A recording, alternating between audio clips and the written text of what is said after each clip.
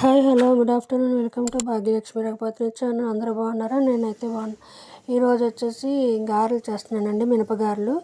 దానికోసం మినపప్పు ఒక 1/2 kg తీసుకొని ఒక 5 hours నానబెట్టుకొని ఉంచుకున్నానండి. నానిన మినపప్పును వచ్చేసి గ్రైండర్లో వేసుకొని, గ్రైండర్లో పప్పు వేసేటప్పుడు కొంచెం నలిగిన తర్వాత సాల్ట్ కూడా అందులోనే వేసుకోవాలి. నేనైతే అలాగే వేసుకుంటానండి. ఆ విధంగా వేసుకుంటే పిండి మొత్తానికి సాల్ట్ బాగా పడుతుంది. ఇందులోని గోధుమ రవ్వ కానీ వరిపిండి కానీ ఏమీ కలపకుండా డైరెక్ట్గా మినప పిండితోటి మాత్రమే గారెలు వేస్తాను నేనైతే. చూడండి ఎలా వేసాను అనేది. బాగా పట్టుకొని ఆయిల్ వేసుకొని, అది ఆయిల్ బాగా కాగిన తర్వాత గారెలు వేసుకోవాలి. చాలా ఆయిల్ చేతికి అంటకుండా చాలా బాగా వస్తాయండి గారెలు ఈ విధంగా వేసుకుంటే. ఆయిల్ బాగా కాగితేనే గారెలు వేసుకోవాలి. ఆయిల్ మరగకుండా వేస్తే మాత్రం ఆయిల్ లాగేస్తుందండి.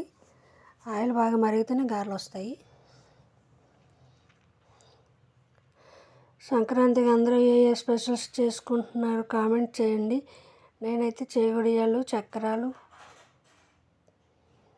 చేస్తాం అన్నమాట, అండ్ లడ్డూలు కూడా.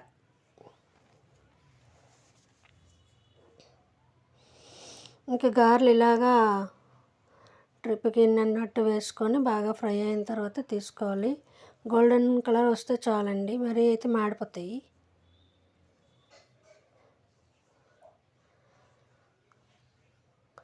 గారెలు అయితే సూపర్గా వచ్చాయండి.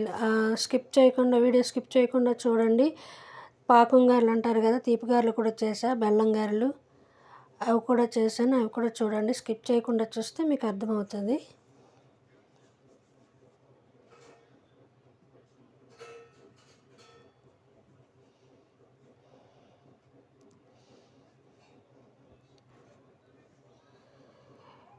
గారెలు ఉల్లిగారెలు గట్రా వేసుకోవచ్చు, కానీ మాకైతే ప్లెయిన్ గారెలను ఈ మసాలా గారెలే ప్లెయిన్ గారెలు అండి, ఈ పాకం గారెలే ఇష్టం అండి ఇంట్లో అందరికీ. ఆనియన్స్ గట్రా వేస్తే తినరు అనమాట మేము.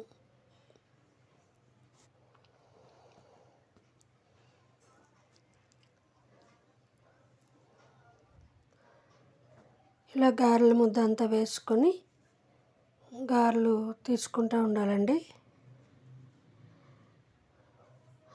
అందరికీ సంక్రాంతి శుభాకాంక్షలు అడ్వాన్స్.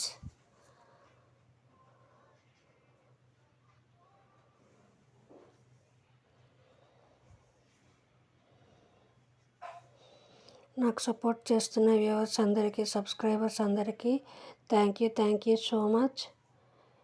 నా ఛానల్గా ఆదరిస్తారని ఆశిస్తున్నాను. ఇంకా మీ సపోర్ట్ కావాలి.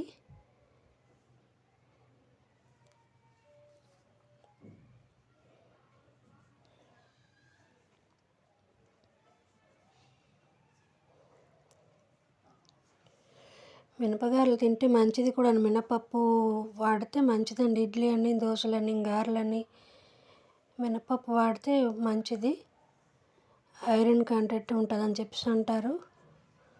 నాకైతే పెద్దగా ఏం తెలియదండి. శుభ్రంగా టేస్ట్గా ఏదైనా ఉంటే అది వండుకోవడం, తినటం తప్పించి ఇది మంచిది, ఇది తింటే ఇన్ని పోషకాలు వస్తాయి, ఇది తింటే ఐరన్ వస్తుంది అవేమి అయితే నేనైతే తెలియదు అన్నమాట. శుభ్రంగా వండుకోవడం, తినటం అంతే.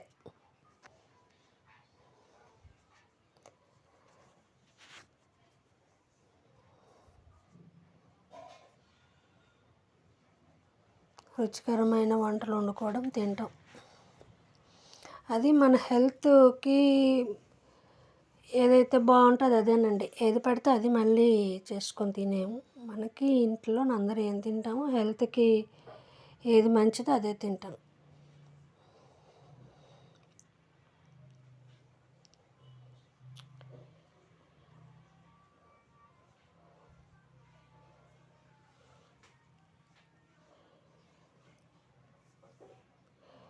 ఈ చప్పటి గారెలతోటి కొబ్బరి పచ్చడని, టమాటా పచ్చడని బాగుంటాయండి. కొబ్బరి పచ్చడి, టమాటా పచ్చడి బాగుంటాయి.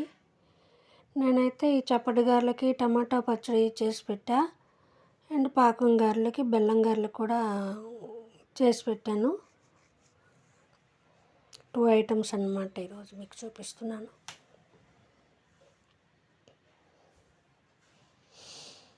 ఇంకా గారెలన్నీ ఇలా తీసుకున్నాక పక్కన పెట్టేయాలండి. ఇంకా వేరే కళాయిలోని బెల్లం వేసుకొని కొంచెం వాటర్ వేసుకొని కాసేపు పాకం తీయాలి.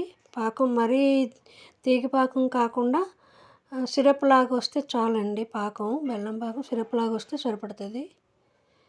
మరి తీగ పాకంలాగా వచ్చిందంటే గారెలు అంటుకుపోయి గట్టిపడిపోతాయి పాకంలో. అలా కాకుండా సిరప్ లాగా వస్తే చాలు.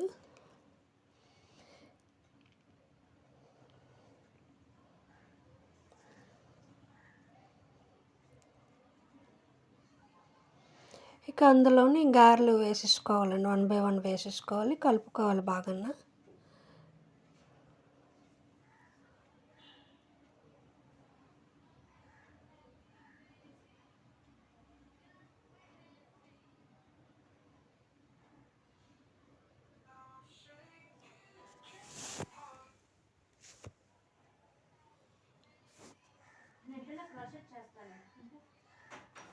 ఈ విధంగా కలిపేసుకొని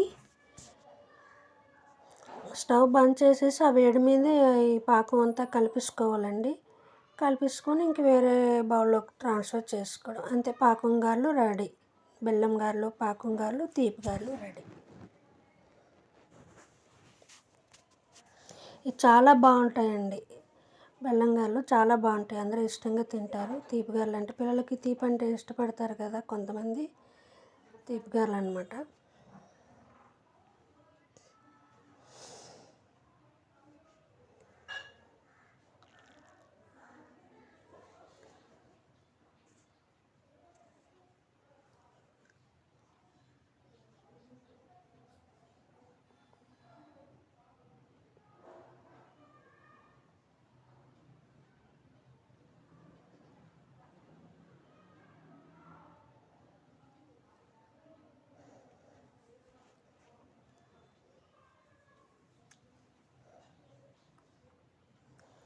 ఇదిగోండి ఇవి చప్పటి గారెలు, పక్కనే తీపి గారెలు అన్నమాట, బెల్లం గారెలు. ఇందులో వేరే బౌల్లోకి ట్రాన్స్ఫర్ చేసుకొని సర్వ్ చేసుకోవడం అంతేనండి. వేడి వేడి గారెలు అండ్ తీపి గారెలు రెడీ. ఈ వీడియో నచ్చితే లైక్ చేయండి, షేర్ చేయండి, సబ్స్క్రైబ్ చేయడం మాత్రం మర్చిపోవద్దు. Thank you for watching. Bye bye.